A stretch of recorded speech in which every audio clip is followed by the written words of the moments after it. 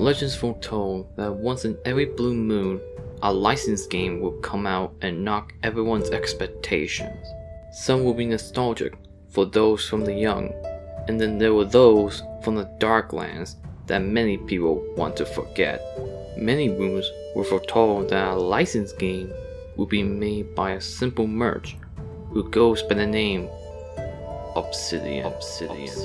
Many have said that the touch of his fingers are able to turn any licensed game into an icon or legend in the gaming community. But can he do the same with South Park, a licensed product that has a history of their games being past victims to the Darklands? Could this game change the tide of both licensed games and their history with games as a whole? Or would this new game be another victim to the Darklands like their past brothers and sisters? The game came out, and now not only was it the best licensed game to have ever come out, but it also easily won Game of the Year and multiple rewards that year. And it is, if not, one of the best examples on how to make an IP game. And that's impressive, coming from a show when its early seasons had nothing but fart jokes. So what makes this game so much better than your nostalgic hit and run, or your Knights of the Old Republic 2? Well, young one, let's walk down the hall of memories and see how this all started.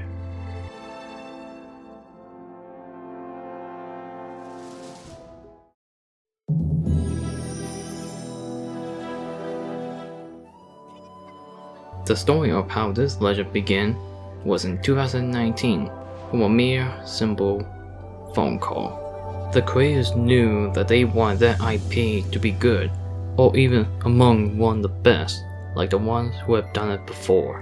But to do this, they'll need help from the legends themselves, Obsidian.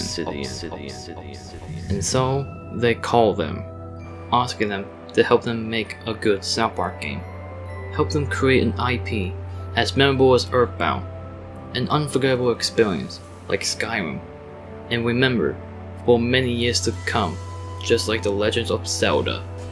They responded with, "Is this a prank call?" "No," as they responded. After that, they began to work on the game with the prototype version. In it was Stan's house, with the rooms, Stan's dad, Randy, the new kid, and Butters. With this, they were testing to see if they can copy the same style from the show through textures, shadows, and walking. It was the perfect match. Both Trey Parker and Matt Stone was amazed and even said, "It's like playing the show." After this, Obsidian was granted access to the 15 years of Maya assets that were used in the making of the series, making development from here on out smooth sailing. Around May 2012, the official release for the Stick of Truth was announced at E3 2012, with many people excited for this one to come out, and only good things can happen from here. Right? Haha, you poor fool. This will happen to be the darkest time for its development, cause as of December 2012, THQ was filed for bankruptcy, in addition of many ownerships to many games in development, including the Stick of Truth, which was bought off by the rich hand of Ubisoft for $3.2 million, which was a pretty good deal, not gonna lie. Once bought up by Ubisoft, many changes were forced to be made. Much of its content had to be cut, sliced, and scrapped to be ready for its release date, that being March 2014. The amount of scrap content that was in it before is so big, I would rather send you guys the link to the wiki about it, cause holy shit, I am not gonna go through every single scrap inch known to man from it. Let's go back to where we were. Once the game was close to completion, the release date was only around the corner.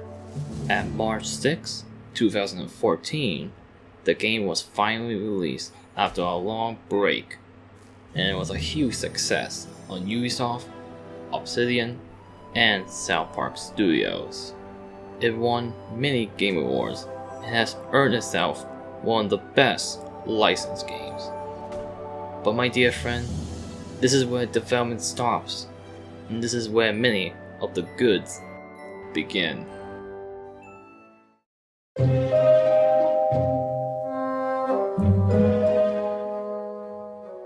Enough with that tone, let's get into the good that this game has to offer.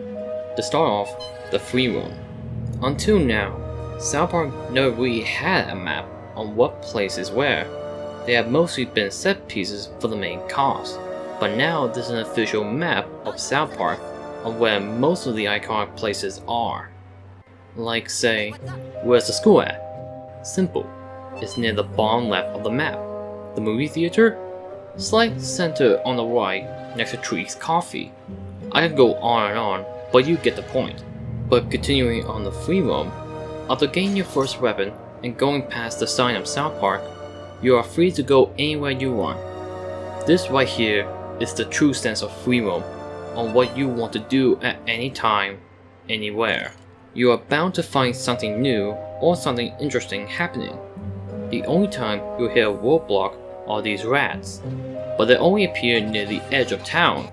You can get rid of them on the first day, unlike Fracture, where you have to wait until either the third or fourth day to get rid of one of these annoying roadblocks that hurt the flow of exploring the map. But back to Stick of Truth. Another thing that's great are the fast travel points. After going past these poles, you have activated one of the many points of fast travel, and the placement for them are perfect. None are too close to each other, nor are they too far apart, which is again something that the sequel forgot to do correctly. The only nitpick I would say is that I wish we could have gotten those cut content as DLC down the line, similar to how Fractured did their DLCs.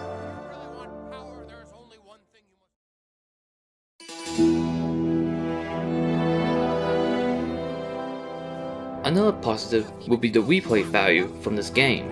Most people who have done a review of this game will say that the game lacks a replay value, but I disagree completely. The replay value from this game, in my eyes, are from the classes you pick at the start of the game, which are 4 different classes. The Fighter, a class in which a person is able to give and take a large amount of physical damage without much need for special attacks. The Mage, a class in which the player is physically weak, but makes up for it by dealing a lot of damage with the player's abilities. The Thief, a class that gives the player low damage, but can inflict a huge amount of damage from behind. And the Jew, a class in which when the player is closer to death, they become more powerful, giving them a multitude of status effects. These to me are the real replay value that you'll get from the game, trying out different classes, upgrading different skill trees each playthrough, seeing what they can do, and how much it can affect the battle. But the real problem is that once you have played all of them, you'll know who's the strongest out of them all is. It's the Jew class, and for this single reason why.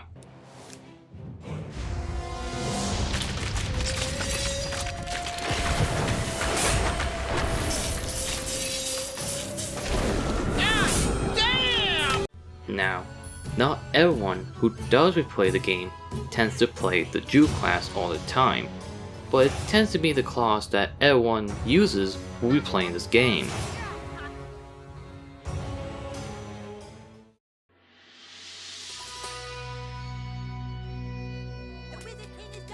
Now, any game can be good, but great ones are remembered fondly for one of 3 factors: the art direction, the soundtrack, and the gameplay.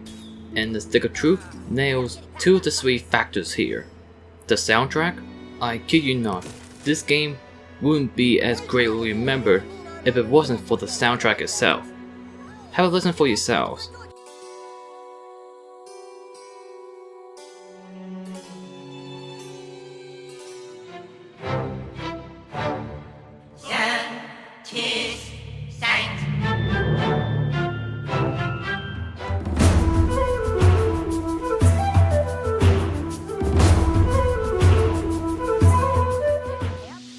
This soundtrack itself really does do its work in setting the mood and feel of the town, the battles, and location. This isn't some generic music that you'll hear in every other game.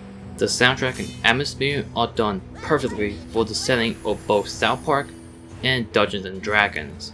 Now for the art style. It looks like shit, but in a good way. Since South Park was never a good looking show, but that's the charm of it, and it's captured here perfectly, making it feel like you are in the town of South Park.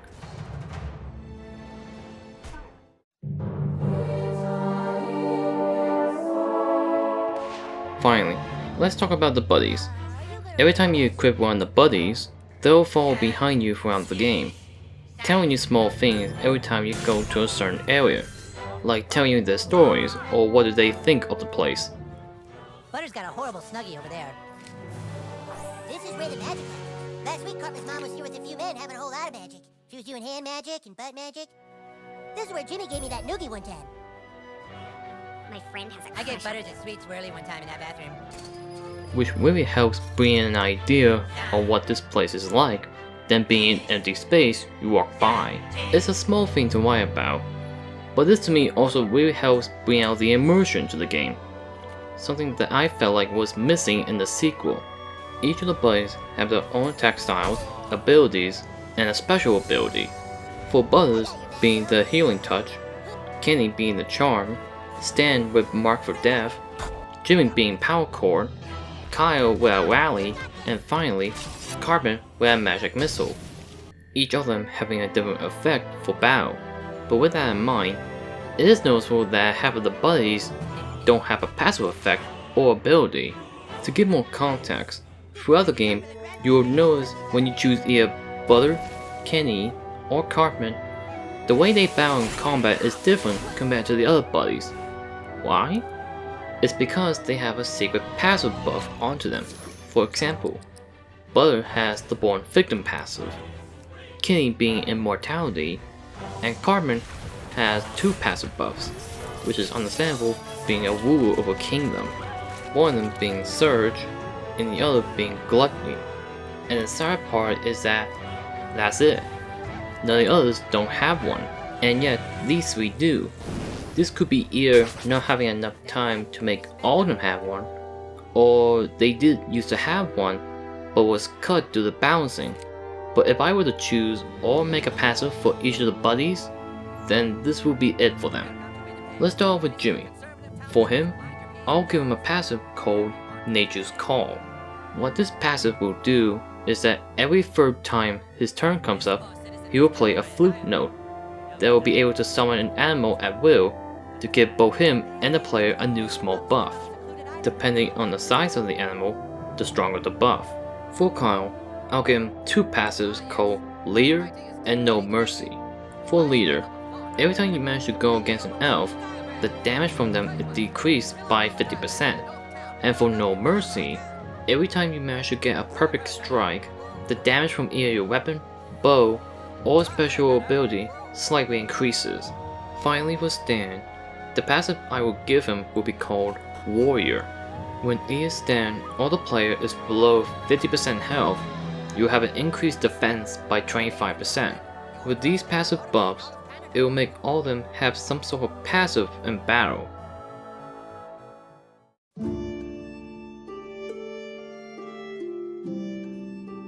Let's talk about the combat. I'm 50-50 with this. On one hand, the combat is simple and easy to learn, but on the other hand, that's it. There's no skill cap. You can use the same move and buddy every match, and the result will be the same. There's no need to, well, try, since the battle can easily be cheesed, or just use one of the summonings to move forward and get on to the next battle without trying. since if you know what builds, patches, or costumes to use, every battle is going to be a walk in the park. The same can be said with the difficulty. Even on hard, most of the battles can be a cakewalk with most builds. With that out of the way, let's talk about those bosses, or more so, the lack of unique bosses. Throughout the game, and my many reruns of playing the game, there's only 5 bosses that I thought changed the way that the battles will play out. And those are the Holy Monitor, Al Gore the first time, Ear Kyle Cartman, Gnome Warlock, and both stages of Princess Kenny. Everyone else I thought were just bigger sponges to knock down, which is something that they did address in the sequel by making each boss unique or more memorable than the last. But that's the one of few things that Fractured did better compared to the Stick of Truth. But speaking of Fractured, let's talk about those summonings. When you complete a certain side quest, you'll be able to summon someone to come and help you. Those being the Slave, Jesus, Mr. Hanky, and Liu Kim. What can they do, to put it simply? They kill anything in sight. Sounds good, right? No. The big problem with them is that all of them do the same but with different animation, can be used once per day, and you can't use them doing bosses, making them pretty much pointless, which is again something that they did address in the sequel by making each one have a unique effect and being able to use them during boss battles, even though 2 out of the 4 summons are the same in Fractured.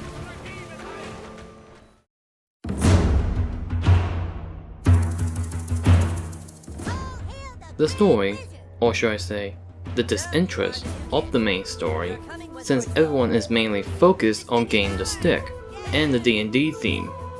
Everything else around them is getting out of control or just ignored. But the player behind the screen knows that something big is happening and gets unfolded near the ending, when it finally becomes something that they had to find a way to deal with, and with that, the progression in the game feels natural and less of, you gotta be this level if you want to move forward in the story. None of that in this game. You go and do this whenever you feel like it. To put it simply, it's perfect for a game like this. Unlike Fractured that made the story the main focus, the story is put on the side for everything else that makes the game have so much charm.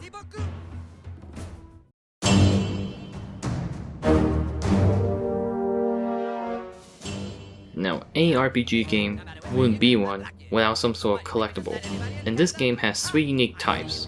The first one being the Pokemon, the second one being the people who you can be friends with, and finally, the clothes. The only one out of the 3 that I mainly have an issue with is the Pokemon. These things are very easy to miss the first time you play this game. Oh, and good luck trying to get those certain Pokemon doing a quest, since once you do complete them, you can't go back and get them. Which again, is something that they did address in Fractured by being able to go back to old levels and getting them, whenever you are in a quest or not.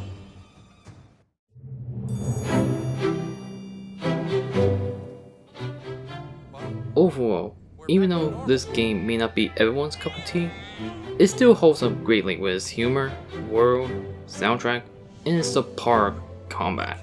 Even though the genre that the game mocks isn't as popular as it once was, that doesn't stop it from becoming a great example on how to make a great licensed game. And it's a shame that the sequel lost what made this game so unique. But hey. Screw you guys, I'm going home. Wow, what a dick.